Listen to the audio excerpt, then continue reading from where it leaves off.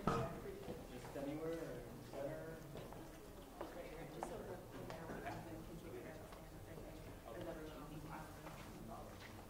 Thank you. That's a long way concern. So it's like 3/4. All right.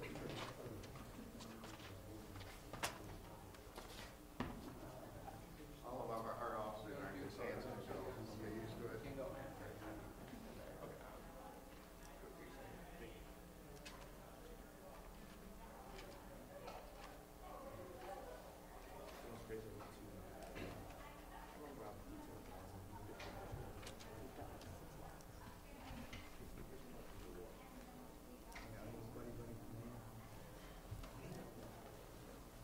Just want to tell them.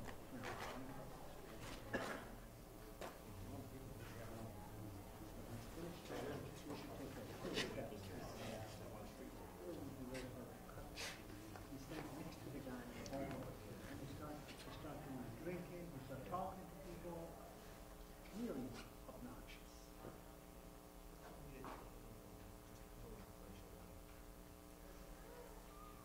I don't have the right flesh on my, This should just be kind of resolve. Mirrors. They get tired of that. This is the star wipe is good too. Yeah, there we go.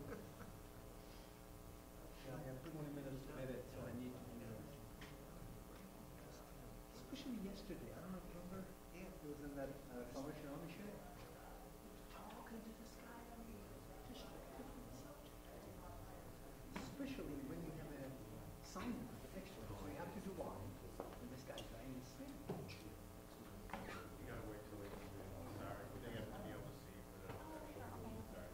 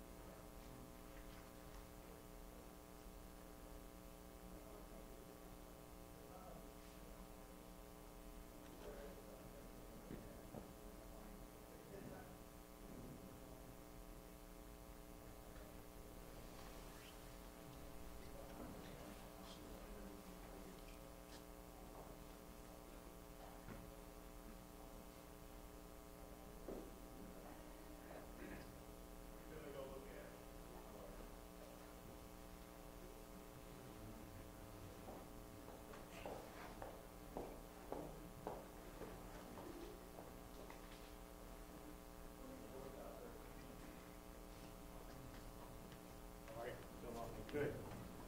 24th District here. Joe Moore, Alderman over there. My name's Mark. How are you?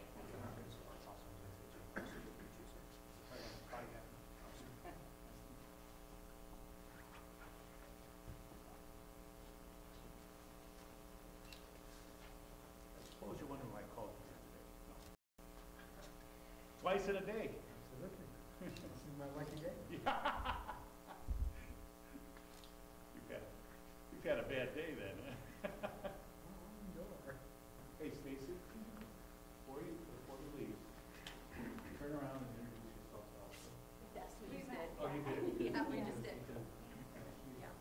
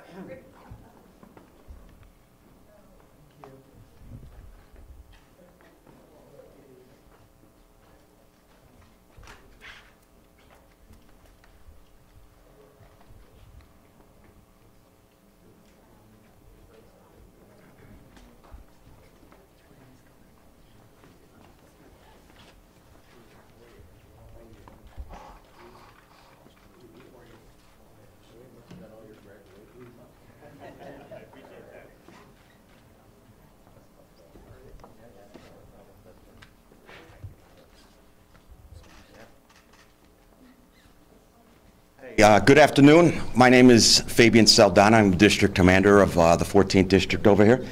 We are real excited to be next in line for the rollout of this new SDSC room.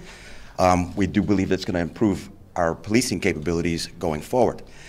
Allow me to introduce up to the podium Superintendent Eddie Johnson. Excuse me. Thanks. So good afternoon. As always, I'd like to begin by thanking our biggest supporter, Mayor Rahm Emanuel, for being with us here today, as well as our aldermen. We have a few aldermen up here, so I don't want to mess up their names, so I'll just say thank you for the aldermen being here. They're all hard to pronounce. I know, right? Because at the end of the day, it's the mayor and the city council that gives us the resources we need to make CPD better. A special thank you also to the community members who are here for their partnership in working with CPD to fight crime, because it's not just about the police, it's about the police and the communities. Targeted, data-driven enforcement over the past year has been at the forefront of CPD's crime strategy, which has been supported by significant investments in technology, which has been made possible by the mayor and the city council. The investments in technology have made CPD more proactive in districts that historically have experienced the majority of our violence. We saw significant progress in 2018, and that was caused by utilizing this technology, which has also made us more predictive in our deployment of officers and their response times quicker. Last year, as a result of this technology, we reduced gun violence citywide. We made more gun arrests and recovered close to 10,000 illegal weapons. Now, while we're not declaring victory, it is convincing progress, as communities that historically have seen greater violence are seeing signs of hope and optimism. As in the districts before them, the 14th District will have its own dedicated strategic decision support center, district-wide expansion of pod cameras, and the incorporation of mobile technology to officers in the field. This station-based strategic decision support center will serve as a dedicated intelligence hub where district leadership, crime analysts from CPD and the University of Chicago, and police officers will monitor developments and gang conflicts in real time. That'll cause them to make fluid decisions regarding deployments and allow us, CPD, the ability to make changes to our strategy as the situations dictate. This team will utilize a wide variety of data, including historical crime incidents, service calls, input from ShotSpotter, video from pod cameras, and we'll run them through our HunchLab software to help us make the best choices in deployments so we can focus on the right people at the right places at the right times. Now, as far as the officers in the field, they'll be able to access real-time intelligence information and instant notifications through mobile phones equipped with this new software. This technology will allow officers to have access to a wide range of information at their fingertips and significantly cut down response times to shooting incidents. Those measures can make the difference between life and death and can increase the probability of capturing the offender. Now, as I've said many times before, it's going to take more than just an investment on behalf of CPD to make our city safer. It'll take investments in our communities, a real partnership with residents, and continued dedication to our police officers on the street. And with that, I'd like to introduce my biggest supporter and CPD's greatest supporter, Mayor Rahm Emanuel. Thanks, Superintendent. Thank you. I want to thank the superintendent and also the commander, and not just for what we're about to announce in the sense of in these 4 police districts and neighborhoods getting these resources, but we happen to be having this day this announcement on the reporting of the new crime data that came out for January, showing the lowest burglaries, robberies, car thefts in 20 years, I think since even recording time for Chicago, and in the last decade, the lowest homicide rate for January, and that's on 2 years of progress. But we all know that our work is not done, and I want to commend the commander.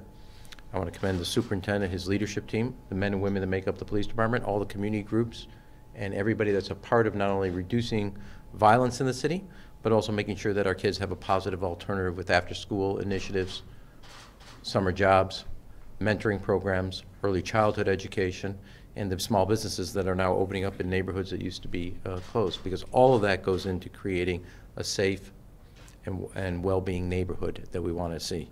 I also, before we talk, I do want to say a few words on another subject, because I never thought I would say that 19 degrees feels balmy, but I really want to commend the city of Chicago. I want to commend all the people of the city of Chicago for stepping up and going above and beyond the call of duty, looking out for neighbors. All the city workers from streets and sanitation, police department, fire department, family services, public health, throughout the buildings department, bringing landlords accountable, but also all the residents. To the two women that I called and thanked for seeing somebody that was in the lake, the officer in the 20th district, who a number of them I called, and they happened to go save somebody. To the churches and places of worship that determined that they were becoming a warming center. To the CTA bus drivers who, when I asked, we're going to take sure if they don't want to go to a warming shelter, we'll make mobile warming shelters, that worked on Sunday night. To all the people that, as the other day in Jefferson Park, that I saw residents bring an 80-year-old neighbor into their home, her basement family albums, bringing those into their home until we can get the water out of the basement. Everybody in Chicago showed what it is to be a true Chicagoan, and I can't be more proud of our public employees. I can't be more proud of the residents of the city of Chicago. And I want to say to the public sector, you know, and I also want to say thank you to the media for making sure that all the tips that we were recommending to people, that they carried them, because that's part of keeping people safe. And I want to thank you for playing a very important role. But I do think one of the things I would say is that in climate change and in events, you're now seeing those over the last 10, 15 years more and more frequently. You're seeing abnormality become the new normality when it comes to weather, because we went from Arctic temperatures. In a couple days, we're going to be at 50 above zero. That's a 80-degree swing in 96 hours. And all the planning we do, police department participates over at OEMC with fire and everybody else, paid off. And I think it shouldn't be lost on anybody with climate change and the events and the big swings in weather, that the city, the residents, we all measured up. We're not out of it, but we're in a different place today over where we were over the last week, and I think that the city showed its mettle over the last 5-6 days. And I think the planning and preparation, and more importantly, the character of the people of the city of Chicago came shining through. I do want to say also, while we've noted the crime data today, that we're also noting, as the superintendent I said yesterday, that we're embarking now on a different chapter for the city of Chicago. We have a federal oversight of our policing practices, with the goal to make our police department the most professional, proactive police department in that effort. And there's no U-turn on that reform, no U-turn on that change. And we plan on making and seeing through, from new body cameras to new training to new leadership, the type of police department for all the city to be proud of, because we'll be drawing from all parts of the city to become part of the police department. This investment is a part of that strategy. As the commander noted, and commend him and compliment him for what he's done, we're now not only having technology that gets us more proactive, it can be in the hands of an officer within literally the moment of being notified, and it be on their iPhone. The Supt tells this story all the time to me. If you had to know about some criminal, you had to drive down to 26, get a photo, sometimes black and white, and that was about 48 hours after the event. Today, that information can be on your iPhone at the moment the event happened. That's a dramatic change. This area, right here in Bucktown, Humboldt Park, Logan Square, Wicker Park, West Bucktown, they not only have now this situation strategic room, they have additional cameras coming for a total of, I think, 94. Next week, they'll have an additional 5 on top of the 1 license plate reader cars, giving this area, this community, the type of support the officers need, the community needs to do the job they need to do. That's also going to be true in Alderman Tunney's ward, in the Lakeview, Southport, Lincoln Square area. That's also going to be true in the other areas in 24, in the West Rogers Park, West Ridge neighborhood, and in 17th District in Albany, Sauganash, Old Irving Park.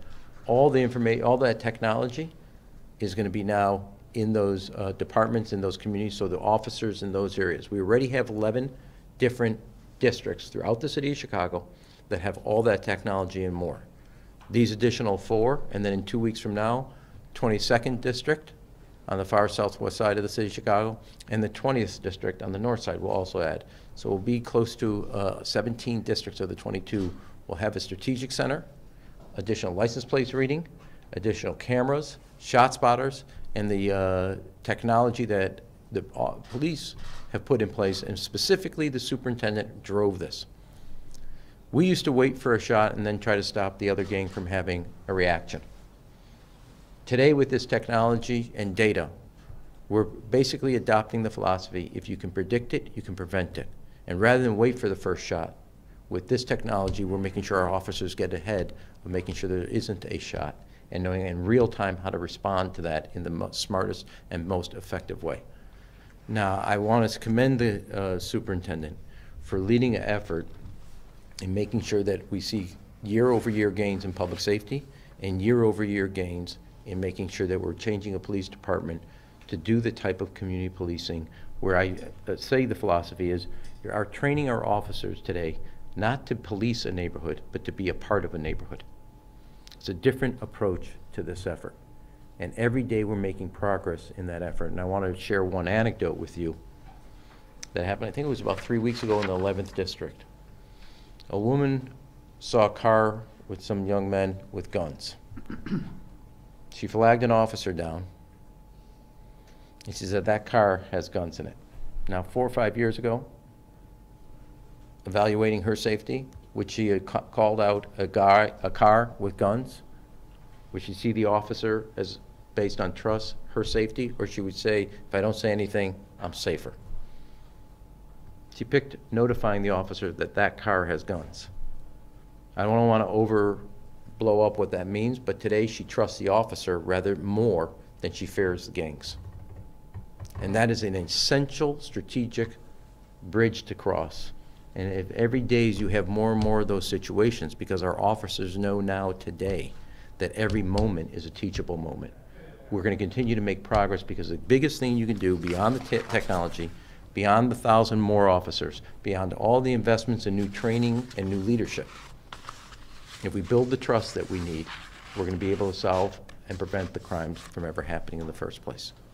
Now, Alderman Brian Hopkins has been an incredible advocate for making sure we have the resources for 1,000 more police, 17 districts having the most up-to-date technology, data-driven policing, make sure we have the training, the leadership that we need to do, and make sure that the residents here in Wicker Park, Bucktown, Humboldt Park, Logan Square, just like Alderman Tunney and Alderman Moore have advocated for their neighborhood, that those resources that have worked so well in other areas come also to their community.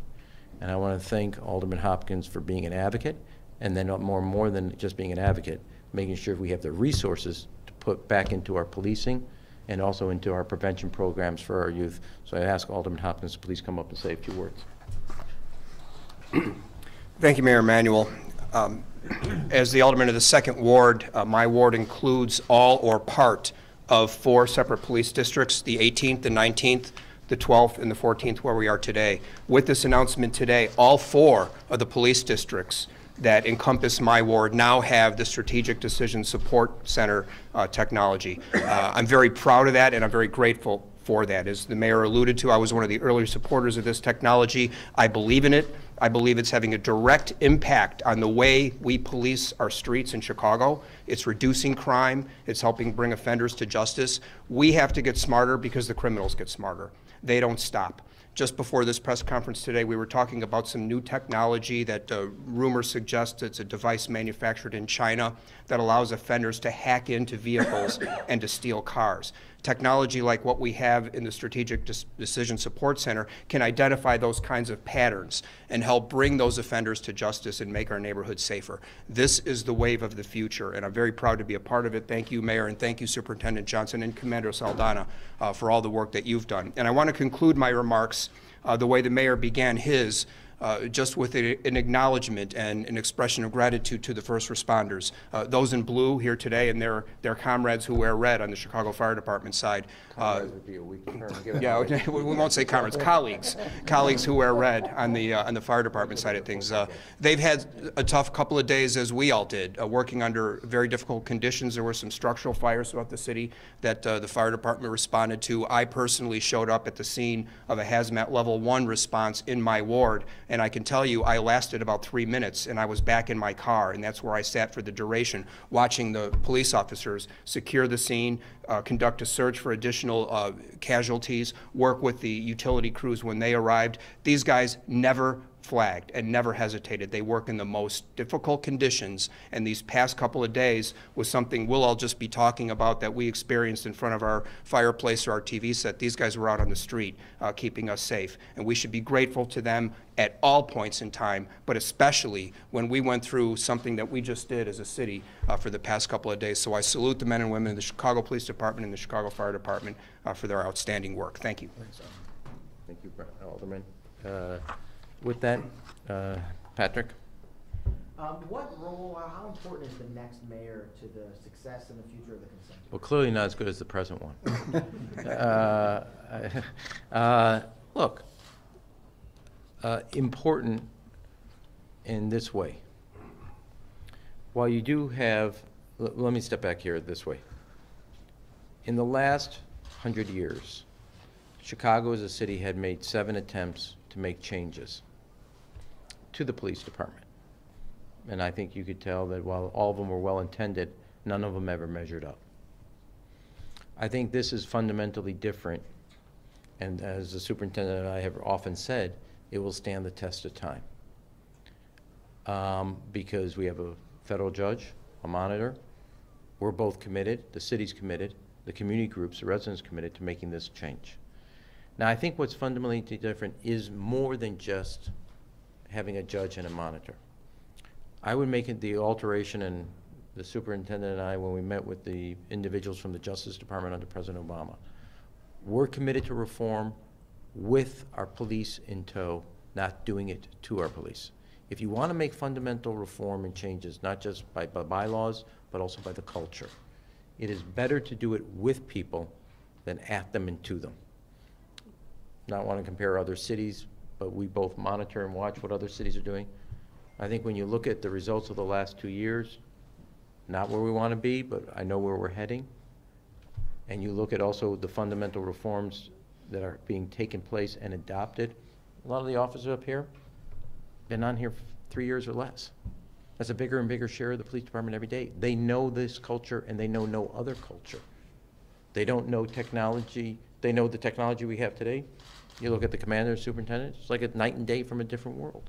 Now, what I think, to the core of your question, a mayor cannot just then say, well, it's up to the police department and judge.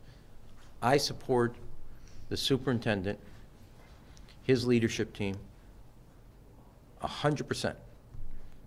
And when the soup knows he can make big, tough decisions because I'm going to back him up. Doesn't mean he gets a blank check, but it means I'm going to work with him in making, we know what our goals are. We work day in and day out to get there. The mayor has to bring the will and the desire to make, not just with the superintendent, but with community groups where we fund mentoring programs. There's not an alderman here who hasn't asked for resources for after-school programs in their neighborhood. There's not an alderman here who hasn't asked for, we got to have investments in our businesses that used to be shuttered and opening them up. So a mayor has to play an important role and has to have skin in the game to make that change. And on the other hand, we have somebody watching. Now, I'm the mayor that in 2 federal oversights, one Shackman decree, which was about 42 years about political influence in our hiring. I got us from underneath that federal oversight because we professionalized our hiring in the city department. We just recently got under a 50-year federal oversight of our housing and making sure it reflects our values. The only way we got from underneath something that had been around for 42 years or 50 years, because the mayor made clear, this is where we're going. So the next mayor, even though we have a judge, will play an essential role keeping the eye of the entire city on the prize and not allow us to deviate and putting some will behind it and muscle behind it. Okay? Thanks, everyone. Appreciate it.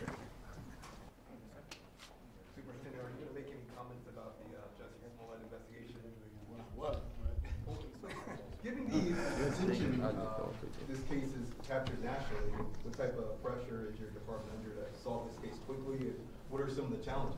I don't think we're under any more pressure to solve this one than we are on any case. I mean, all these cases are important to us, but what I can tell you about that is this.